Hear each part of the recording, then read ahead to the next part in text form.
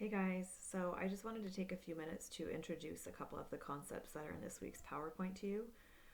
They're extremely important, and so I wanted to make sure that I verbalize the content that is there as well as you guys have a copy of the PowerPoint in this week's module. But you will be tested on this later in the semester. You'll see it on quizzes.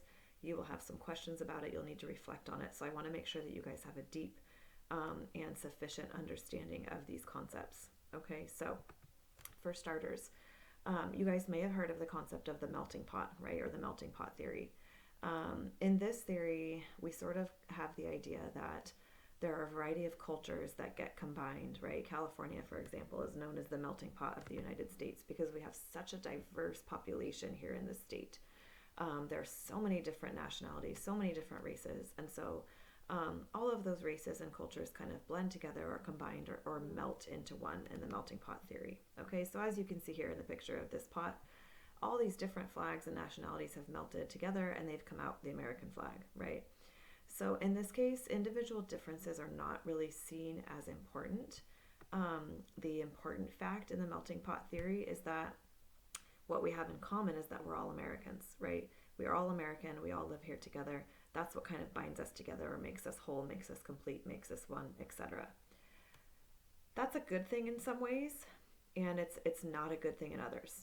Okay? What happens with the melting pot theory is that people end up losing their individuality. And you guys may have experienced this yourselves, right? If you're of a different, a minority race or a minority culture somewhere else. And so that's not necessarily an ideal that we want to teach to our children, especially our preschool children. It's a conversation to have with older children, just like we're having as adults, but it's not really the message that we want to send to our preschoolers. The message that we would rather send, or should hopefully send to our preschoolers, is that of cultural pluralism. Okay?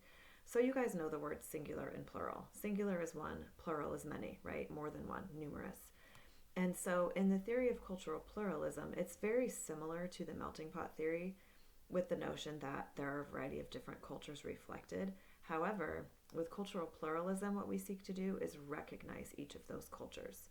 So we recognize the things about us that are special, what makes me important to the larger whole. So I'm this person here, I have this individuality, this nationality, this race, this culture, this is what my family looks like. How does that fit in over here into the larger whole, into the fact that I am an American, and what's important about that? What can I bring to the table? So we still respect and understand the notion that, yeah, we may be a melting pot visually, right? When you look around, it may be a melting pot. But culturally, we have to be reflective of everybody. This is extremely important in a classroom. We don't want any child in a classroom to ever lose their individuality or their own sense of self or identity or esteem or their family's culture or their home language ever. Okay, that's not ever something we want them to lose or to experience. And so we have to be really intentional about that in our classrooms and with other people that we have conversations and sending that message that cultural pluralism is what we're looking for and what we're going for. And that just means that we are respective of everybody's culture, everybody's differences. Just because one culture is predominant doesn't mean that that's our normal and we have some exceptions, right? Everybody that's here is unique. Everybody's important for different reasons. Everybody can offer something to the group as a whole or to the larger culture or larger society. And that's really the important takeaway for our preschoolers. And so the only way to do that is to reflect the nationality or the race or the culture of every child you have in your class. So if you have 17 Hispanic children and 3 Caucasian children and 1 Chinese child, that Chinese child is just as important in your classroom as the 17 Hispanic children, okay? And so they should be reflected in the language with pictures on the wall, with books in the classroom. There should be some reflection of their culture to just as much of an extent or a degree as the others, even though they are a minority, okay? So that's something teachers have to be really intentional about because it's very easy to overlook it or to not do it or to do a little bit of the Chinese culture because we have 1 Chinese child but a lot of Hispanic, right?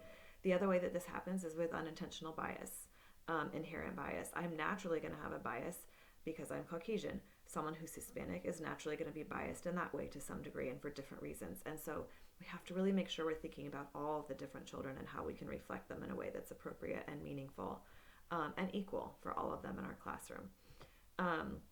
So it's kind of like this idea of melting crayons, right? If you guys have never melted a crayon, and made larger crayons. Here's an example. You melt them in a cookie sheet. That's a conversation for another day.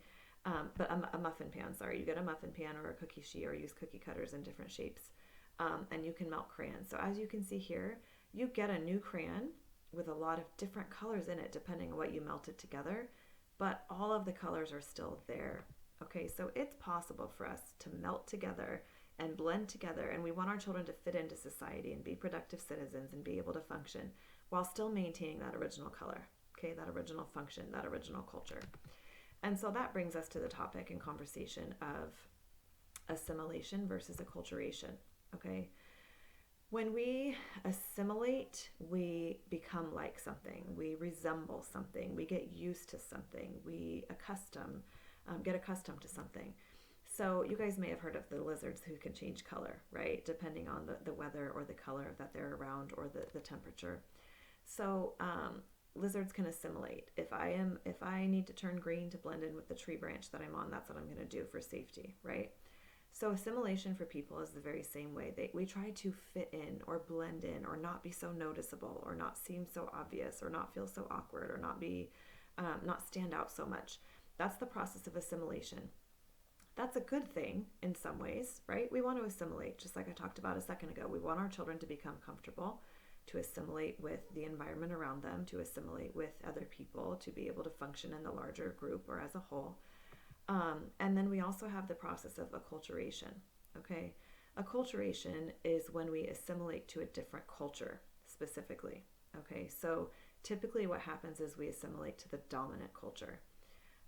And so when children acculturate, they become a part of that new culture or absorb it in some way. This is not necessarily a bad thing, okay? There are great strengths about that.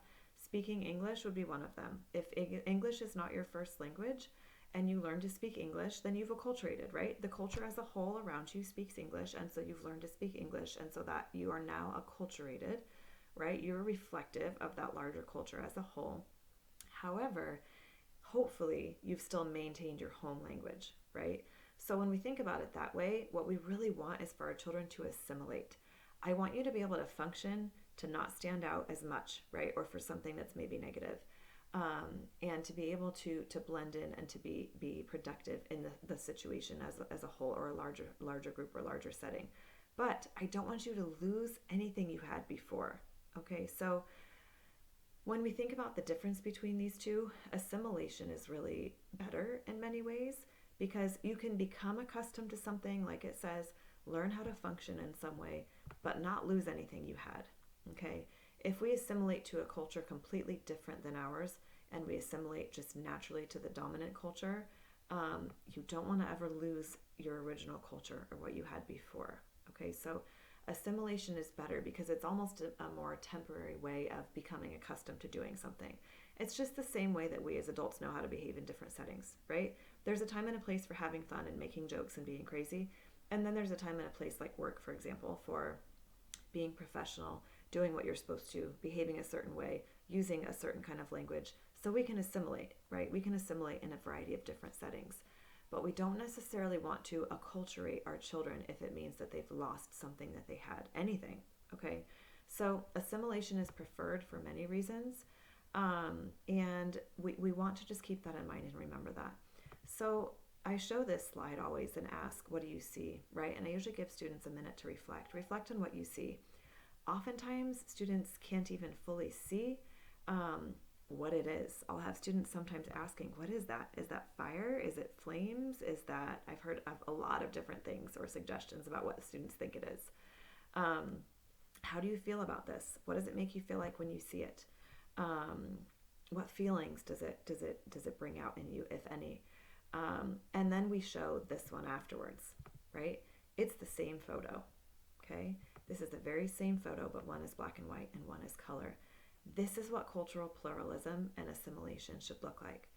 You should be a blend and make something beautiful together, but you should still maintain you, who you are, what your original color is, what your shape is, what part of the picture you're on, or how you stand out and what makes you important, right? If I were to remove even the blue, for example, from this photo, it would look very different. We don't want to lose the blue that we have here. The blue is important. And so I just want to point out and to make sure that you guys understand, cultural pluralism is about making everyone feel important, everyone feel welcome, everyone know that they have a place, they're important, they play a role. Don't lose your color, don't lose who you are. That goes for teachers as well, right? And staff as well. But teach the children to function in a way that they're able to be a part of the larger whole and be successful. Okay, so hopefully that helped you guys. Have a good week, good luck, and I'll talk to you guys soon.